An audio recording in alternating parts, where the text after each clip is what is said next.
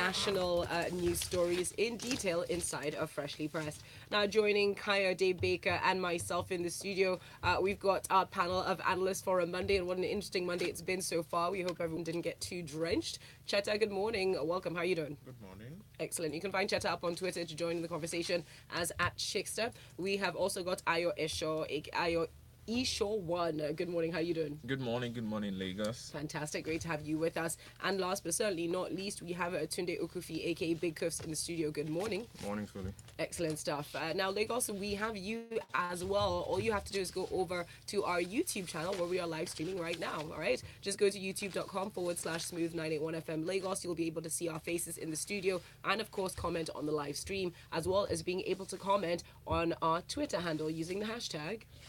Using the hashtag FreshlyPress981. Indeed. You can also send us messages to our WhatsApp number, which is 0809 4440981. But do remember that the tweets will be the easiest for us this morning. So without further ado, let's talk about a rather alarming development as Maiduguri Airport was sort of shut down because angry soldiers threatened to shoot their supervisors. Now, we are talking about a deployment of special forces who had been deployed from the state capital and were being moved to another local government area after initially being told after 4 years in Maiduguri that they would be going back to their families. Cheta, your thoughts on this story?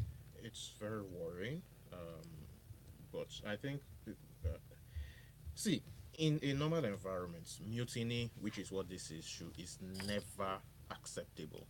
Indeed. It's very unacceptable. The soldiers behaved unprofessionally. Yes. Dangerously, really. Dangerously. Having said that, we have to look at the underlying causes in order to prevent such things happening. It's getting embarrassing. We're in a repeat of events as they were 4 years ago, and it's these little things give us that indication that all is not well in this war with Boko Haram.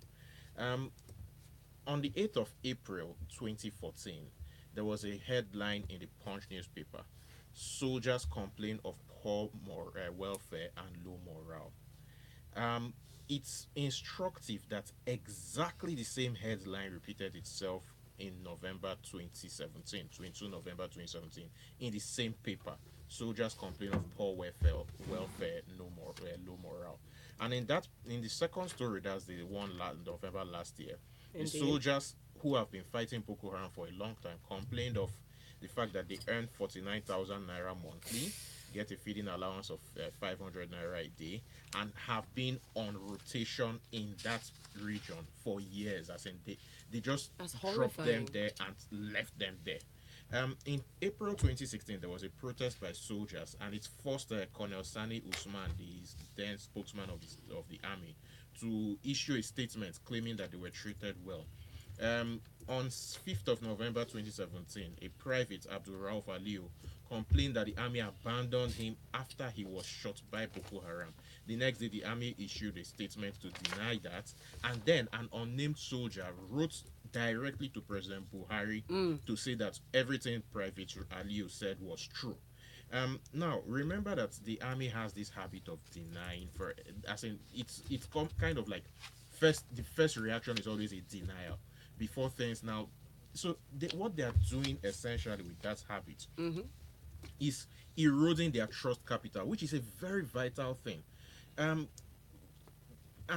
when the trust capital is gone, you have situations where even the populace that they are meant to help do not even trust them. So relating this to a conflict in another part of the country, during the last week I was in Gusau, and a complaint that people gave repeatedly was that soldiers who had been deployed to help with the issues in Zamfara were just stuck in Gusau, as in they were just in Gusau. These kind of things, they need to be help. dealt with. They need to be dealt with for the do root not cause. help. Thank you very much for that, Cheta. Very serious stuff there. Up next, speaking of serious stuff, I don't know if this is serious or just part 400 in a never-ending series at the moment. PDP alleges a fresh plot to arrest Saraki, Ekweremadu. This one we've taken from the Punch newspaper, and they say that the presidency as well as people in the All Progressives Congress are planning to use security agencies, that is the EFCC and co, to secretly, invite, arrest, and detain Senate President Bukola Saraki and his deputy, Ekweremadu. Of course, the APC have just denied all of this and said, listen, if the Senate President and deputy have nothing to fear, why do they keep jumping at their own shadow? Your thoughts?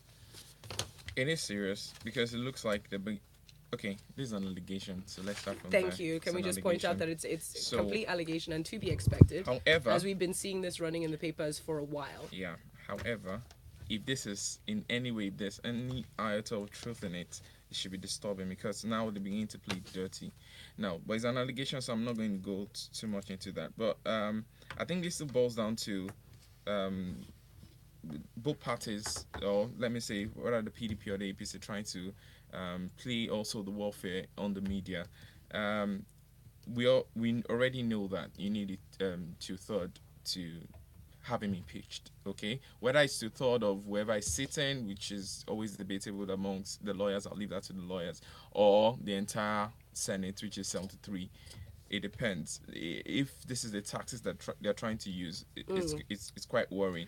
Now, could we perhaps argue that this is a tactic that both of these parties are using to drown out the fact that there are so many other political parties in the arena? Let's not forget, we have APCA, we've got National Conscience, Democratic Alliance, it feels almost as though at this point people are shelling out cash to be in the front pages of newspapers, to be very frank. Well, because what it does to the consciousness of your populace is it makes people believe that they only have two choices when the elections show up, and that is not true. Well, that's another way to look at it. That's actually another way to look at it. But unfortunately, in the House, as we speak, we have a total of 102. That's based on the record that we have. Of course. Out of the 109. So they are the two heavyweights. Yes, okay? But they can be changed in the next election. They could be and that's actually where I always wonder why the APC suddenly wants to have him impeached. You know, I mean, this is facts. The national chairman, is saying that they want him to be impeached, and I'm wondering why now. Because you think of the fact that the elections are around the corner. You could actually wait, let the people vote for whoever is going to be a new person. If you get your majority, then you vote for your new Senate president. Simple as that. It just seems that maybe impeachment just seems to be floating around that chamber at the moment. Impeach all presidents, they seem to be saying. But moving on now, let's go to this next story from the Guardian newspaper. Thank you very much for that, Ayo. And of course, Lagos, we're expecting your comments as well. You can leave them on our live stream. That's youtube.com/smooth981FM Lagos, or tweet at us. Use the hashtag freshlypressed981, or simply send in a message to our WhatsApp. It is quite a large slump at the moment, and some people are getting worried. Your thoughts? Well, I don't think there are two things here. It's either our politicians frankly do not understand that their activities have an effect on the economy, as people see, as Nigeria's political risk rises and people see this and investors hold their funds or run away altogether. It's either they don't understand that or they simply don't care. I would take that. I think it's a combination of both. Many of our politicians don't even understand that water evaporates and turns into clouds. So you have this kind of rather interesting political behavior that occurs every time close to elections. You have the fact that this time around, more than any election we've had previously, brinkmanship is quite high. You have the fact that last week, when that whole drama happened at the National Assembly, Nigeria's bond yields actually went up by 9.36%. These are things that add to political risk. I mean, the day that drama happened around, and all of this is theater, that's the annoying thing. Yes, thank you for pointing that out. The day that drama happened around Saraki's house, where they surrounded his house and then he pulled somewhere between a combination of Houdini and James Bond and appeared in the National Assembly. Two clients called me to ask what are the implications of these kind of things on potential investments that they have. I mean, these things are real, and we will later start blaming some non-existent corrupt bogeymen on the fact that food prices are rising. It is these things that add to political risk that make things harder for all of us. We need to start learning to tell our politicians, or forcing our politicians to understand that their impact, that their behavior has a direct impact on what enters our bellies. Thank you very much for that, Cheta. Having said that, earlier this morning we did have a financial analyst suggesting that if you are in an investing mind, though, those who can stay in for the long haul, now's a good time to perhaps buy cheap, but it really depends on you. We move on, however. We've got comments coming through. William Campbell up on our live stream. Hello, William. He says, good morning to everyone. You see, what has started as political mischief has now escalated into an uncontrollable monster. Enough excuses, please. The government should stop this menace. While we've got this one up on Twitter coming in from the Tico's Gab, that's the chemist, says, poor welfare for soldiers. I'm in such serious pains. The pains we live in this country, where we put those who put their lives on the line and have them so poorly rewarded, while we have the most unpatriotic, in quotes, he says, Nigerians in Agbadas earning till their last generations. This is Nigeria. How sad. Okay, but let's move on now. We've got this next story in from the Punch newspaper. The headline reads, Command returns 100,000 naira bribe to contractor and detains police officers. So that's the Edo State Police Command has returned to a building contractor 100,000 naira bribe that was taken from him by some policemen attached to the anti-kidnapping unit of the command. I mean, this is sensational. What are your thoughts on this, Tunde? I mean, the story contains everything that worries me about policing in Nigeria and encounters with the police force. So this is a man, a gentleman going about his business, a contractor, and he is in public transportation. And this is not reserved for only when you're in public transportation. I mean, you can get stopped in your own cars. But bottom line, traveling on the express, getting stopped by policemen or checkpoints is more of apprehension than any sort of comfort that it provides. So in this gentleman's case, he was stopped.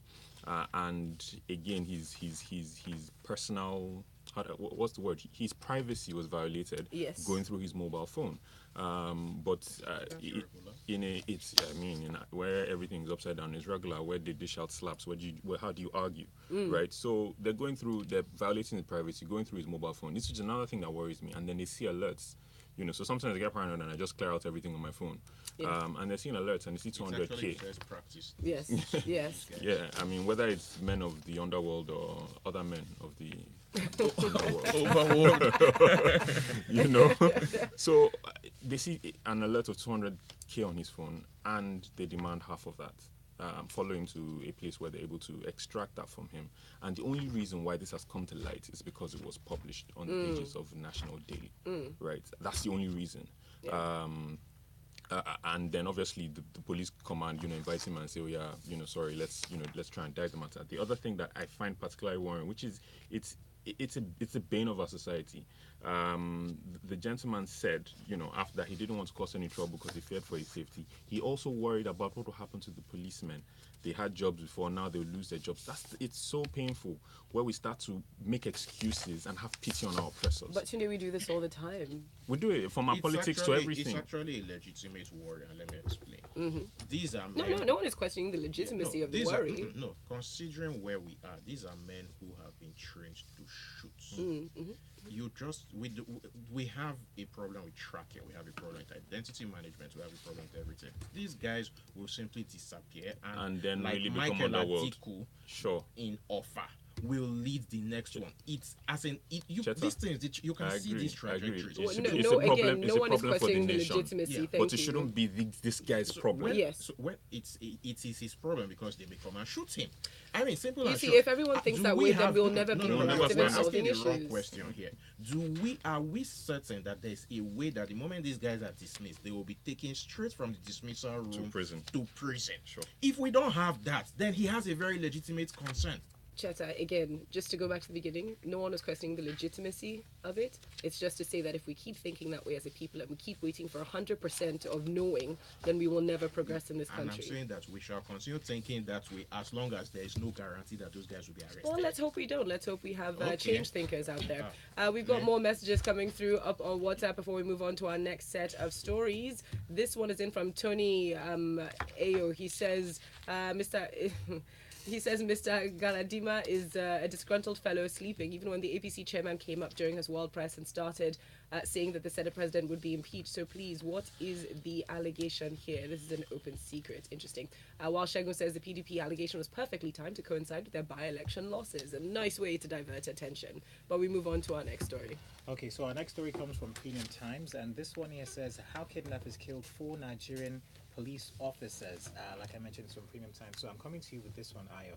It says here the Nigerian police force on Sunday narrated how 4 of its officers were killed in an ambush in Kaduna State. Now, the police also said 6 of the kidnappers that ambushed the policemen at Jankasa village inside Rugasa forest were also killed. And according to the police, the kidnappers were shot dead during a gun battle on Saturday. Ayo, what are your thoughts on this one? May their soul rest in peace. You know, we're just talking about the corruption that is in the police force, but then we should also think about how it has affected the lives of the police officers generally. You know, there's still some police officers that put their lives on the line, you know, to protect us as civilians, and then some of them die, and then they leave a family behind. What happens to the family?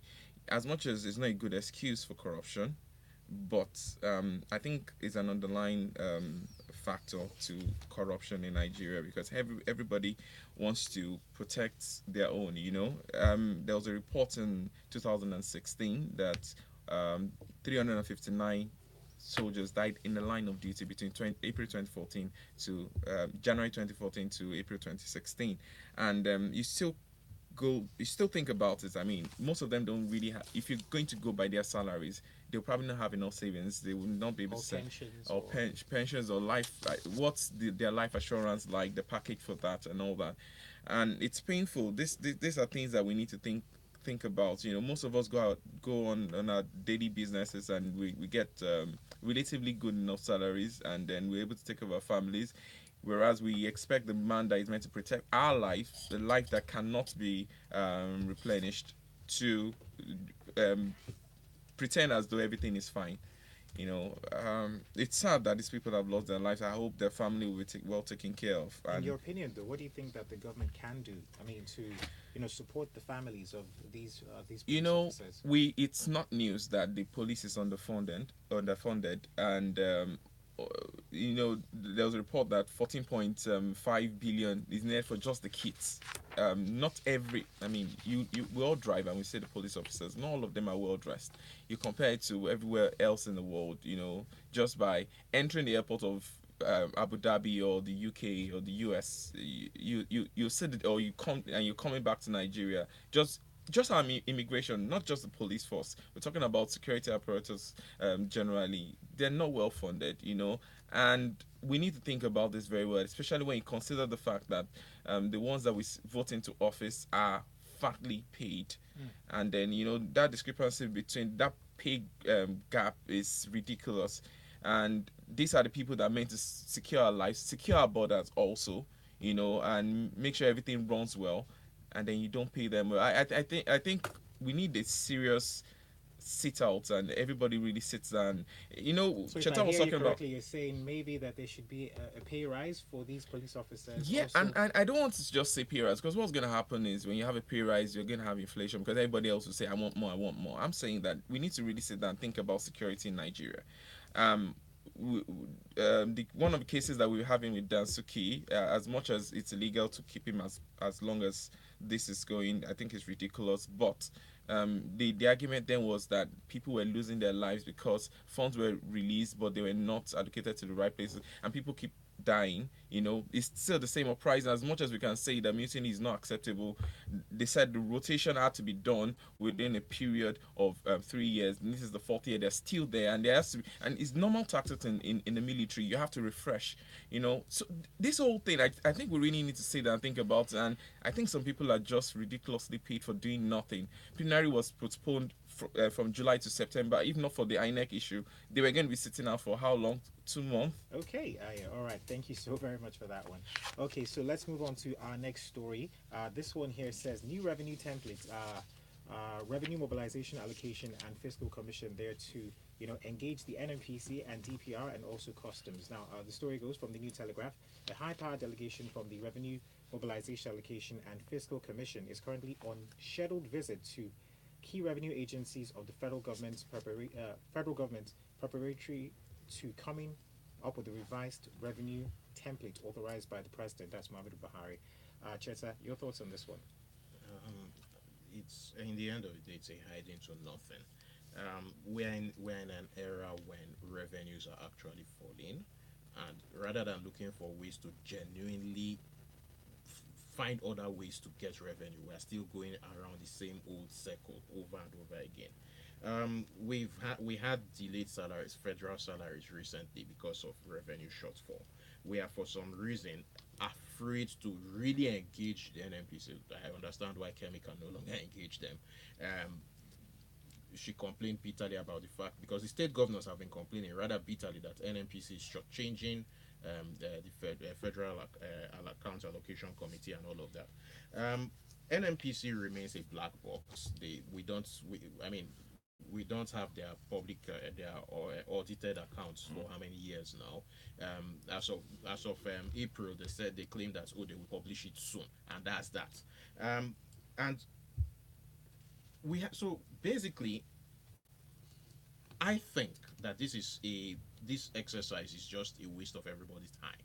What we need to do really is break NNPC up, and then even the whole FAC thing, we need to jettison that as well. We need, for government revenues, we need an entirely new model, and most of it should be tax-based.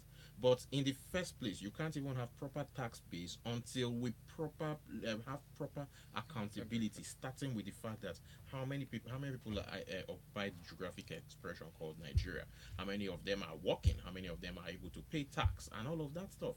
See, this is just us. So it's still a long way to go. We've not even started. This is just us going around and around in circles. So as always. All right, thank you very much for that one, Cheta. This one coming from ThisDay newspaper says NHRC Lauds new DSS boss over pledge to review unlawful detentions. And the story goes, the National Human Rights Commission has lauded the acting Director General, State Security Service, Matthew Schaefer, for pledging to review all cases of alleged unlawful detentions and human rights abuses. Your thoughts on this one? All cases? All cases. Like all cases. Well, that's what it Saraki? says. All cases. Okay. Look, as they say, actions are better than words. This is, so he's new in the job. This is the usual soundbite. He now needs to back it up with action. It's an unfortunate situation we have where people are detained without charge, unlawfully, and torture is the order of the day. He's new in the job, and is it SSS or DSS? It's utterly weak. It seems like we can't decide. The act actually calls it SSS. Yeah. But my own little if they're unlawfully detained, you need to review. Just let them go, But it's interesting. It's good. Now he needs, at least now there's something to hold him to.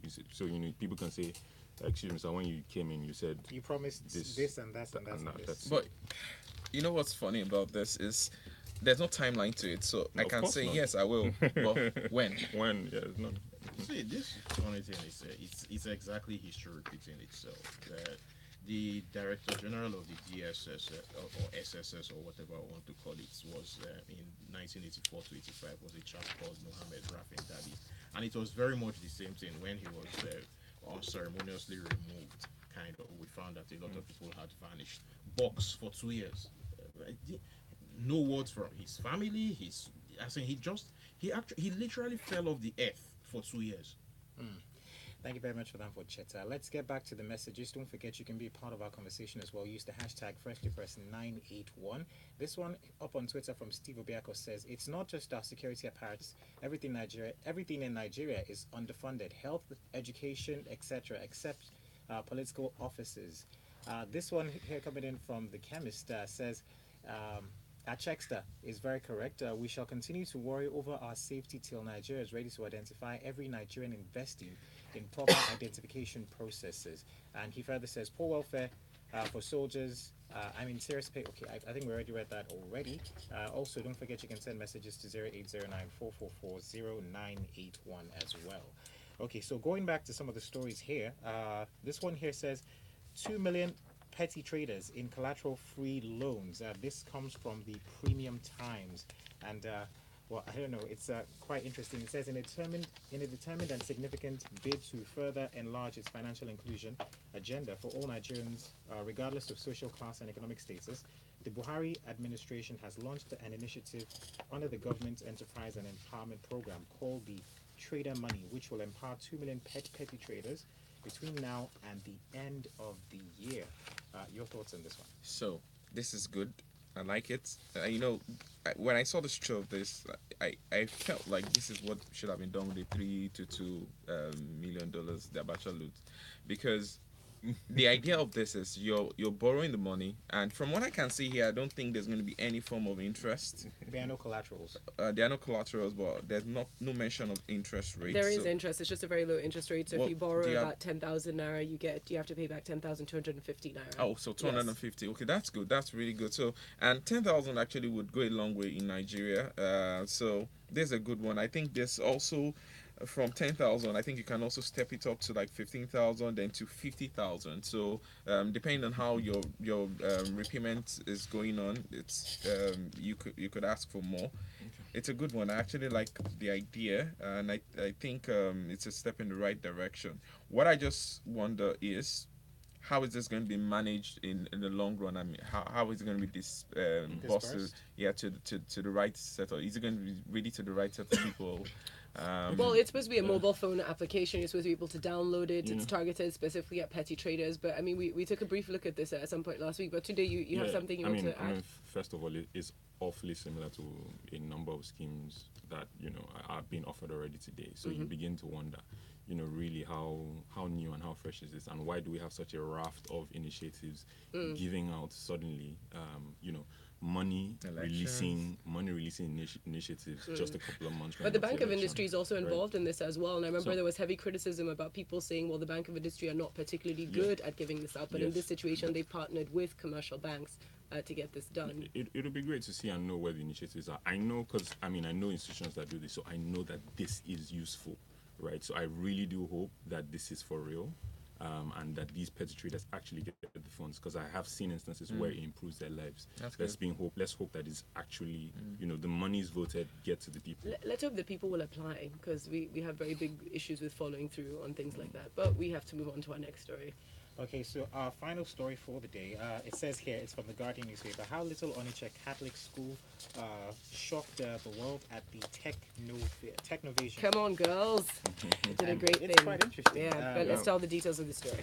Okay, so Nigeria's Golden Girls sack US China, Spain to clinch the trophy, and what further says it takes human capital to create other capitals, says the Archbishop Okeke.